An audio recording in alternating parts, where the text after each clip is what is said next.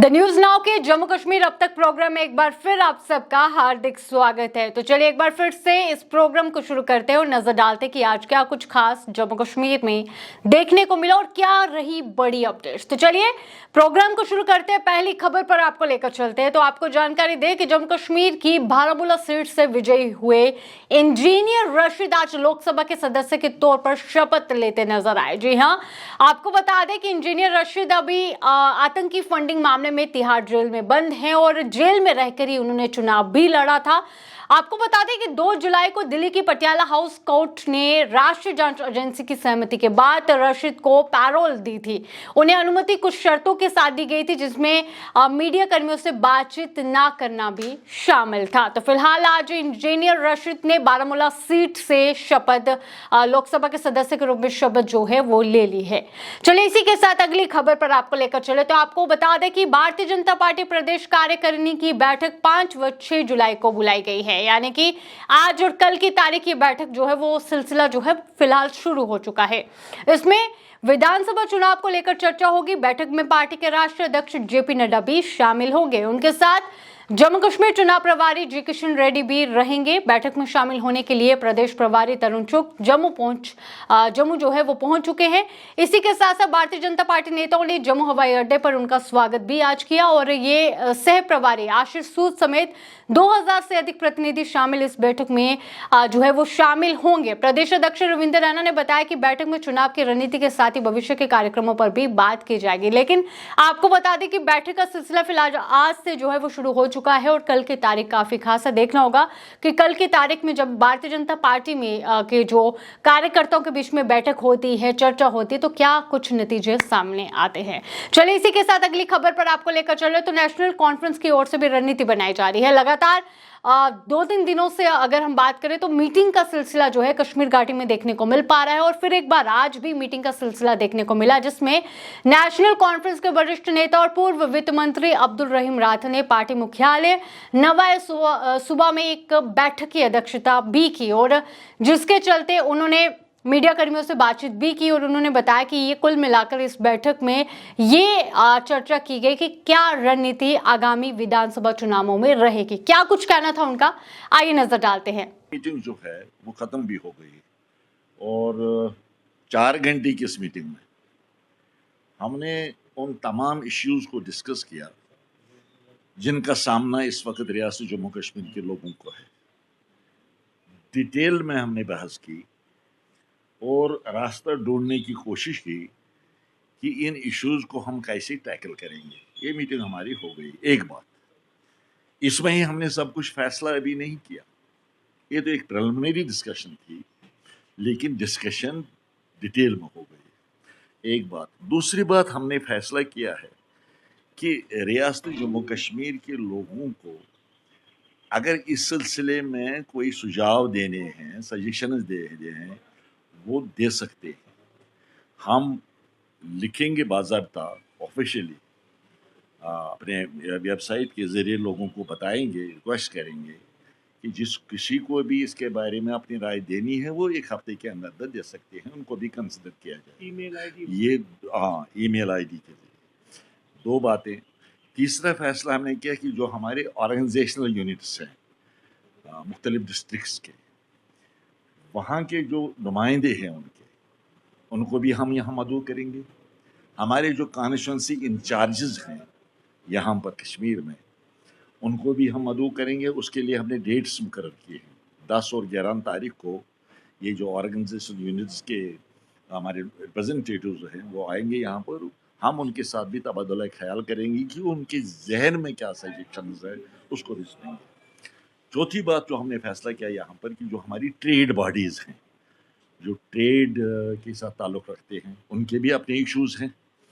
तो उनके क्या इश्यूज़ हैं वो उस पर भी हम उनके साथ बहस करेंगे, यहाँ पर उनके साथ तबादला ख्याल करेंगे और उनकी सजेशंस हम मांगेंगे।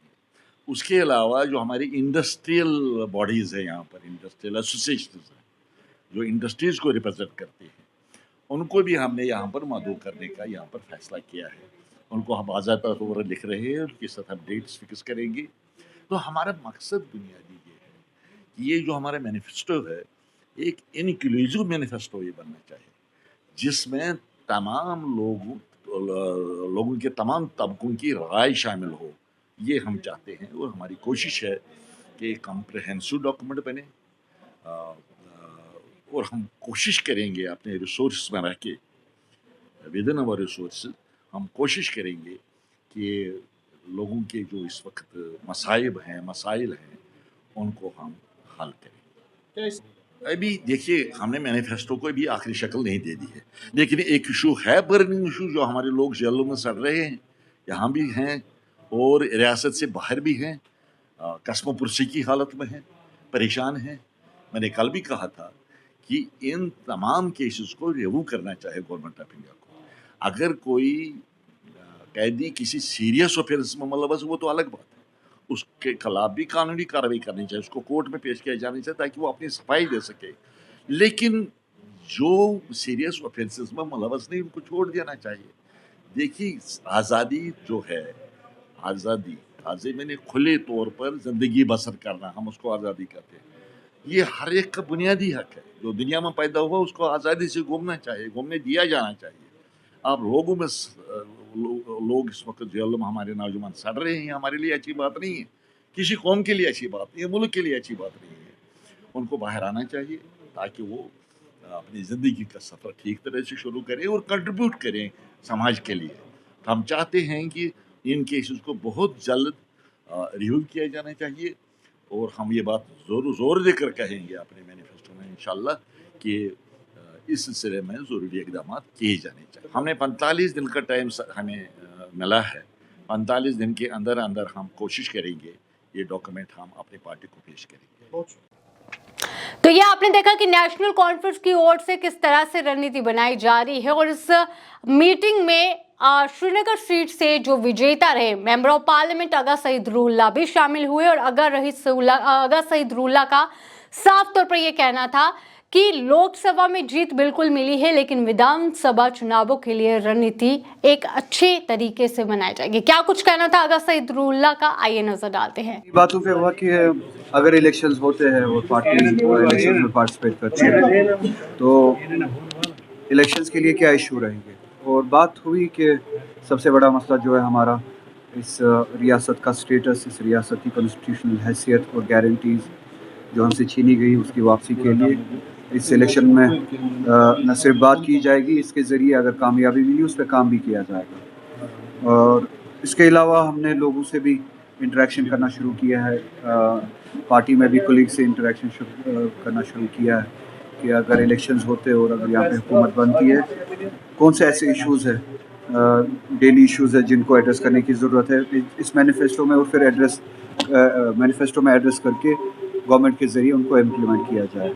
उसमें 370 के अलावा जो स्टेटस के अलावा है, हमारे लैंड राइट्स की बात हुई, हमारे जॉब राइट्स की बात हुई, अनएम्प्लॉयमेंट की बात हुई, बिजली के हवाले से जो ये टैरिफ्स बढ़ाए गए, बिजली ना होने के बावजूद जो टैरिफ्स बढ़ाए गए, पावर प्रोजेक्ट्स की बात हुई, इसी तरह से रिजर्वेशन के हवाले से बात हुई कि रिजर्वेशन और ओपन मेरिट में किस तरह का फ़र्क होना चाहिए, किस तरह से हमें ओपन मेरिट को भी बचाना है और उन लोगों को भी एड्रेस करना है जो सेक्शंस है, जो बैकवर्ड सेक्शन है।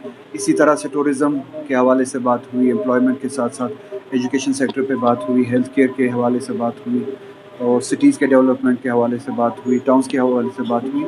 अभी एक जनरल डिस्कशन हुआ किन किन चीज़ों को एड्रेस करने की ज़रूरत है और फिर स्ट्रीमलाइन करके इसके बाद हम चैनल्स खोलेंगे लोगों के साथ, मुख्तलिफ शेड्स ऑफ ओपिनियन जो है सोसाइटी में उनके साथ इंटरेक्ट करें, फिज़िकली इंटरेक्ट करें, उनसे हम राय मशवरा लें और अगले 30 दिनों के अंदर या 40 दिनों के अंदर हम एक कम्प्रहेंसिव मैनिफेस्टो सामने लाएंगे और उस मैनिफेस्टो को फिर इम्प्लीमेंट करने की कोशिश। इलेक्शन के दौरान भी बात की है, पार्लियामेंट इलेक्शन के दौरान भी बात की है और इस मैनिफेस्टो में भी न सिर्फ जिक्र होगा, आप यकीन कीजिए कि इस मैनिफेस्टो में भी इसका जिक्र होगा और जो ही अगर नेशनल कॉन्फ्रेंस की हुकूमत बनती है उनकी एमनेस्टी के लिए, उनकी रिहाई के लिए काम किया जाएगा, फैसला भी लिया जाएगा। सर आज क्या अच्छा है, इलेक्टेड रिप्रेजेंटेटिव है, उनको ओथ लेने का मौका दिया गया, उनको रिप्रेजेंट करने का भी मौका दिया जाए पार्लियामेंट में प्रोसीडिंग्स में पार्टिसिपेट करने का भी मौका दिया जाए, अच्छा रहेगा।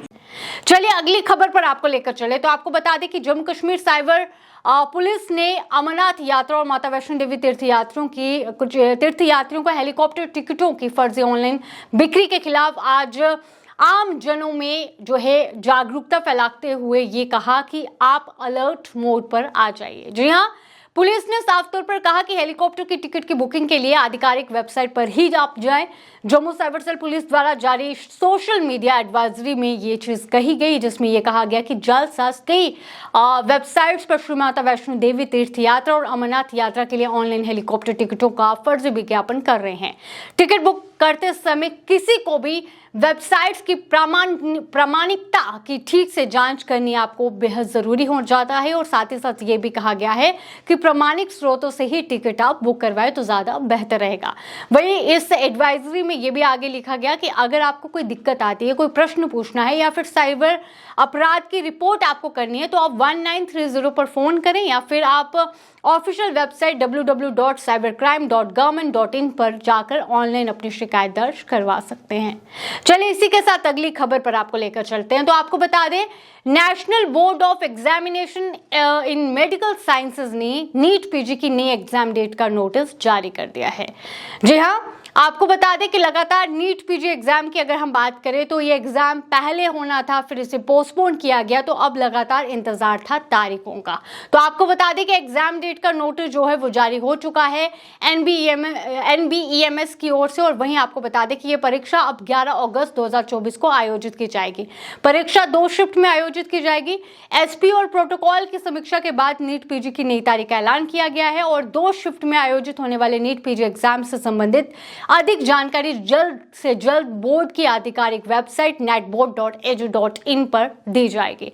इसी के साथ फिलहाल आज के प्रोग्राम में इतना ही और लगातार हम एक सवाल आपसे पूछना चाहेंगे और लगातार न्यूज़ नाउ आपको हर एक अपडेट भी साझा करता है। विधानसभा चुनावों को लेकर फिलहाल पॉलिटिकल पार्टीज में हलचल देखने को मिल पा रही है, लेकिन चलिए सवाल आपके लिए छोड़ते हैं, क्या लगता है विधानसभा के चुनाव अभी होंगे या नहीं होंगे? कमेंट सेक्शन में जाइए और अपनी राय हमारे साथ साझा करिए। फिलहाल मुझे दीजिए इजाजत, धन्यवाद।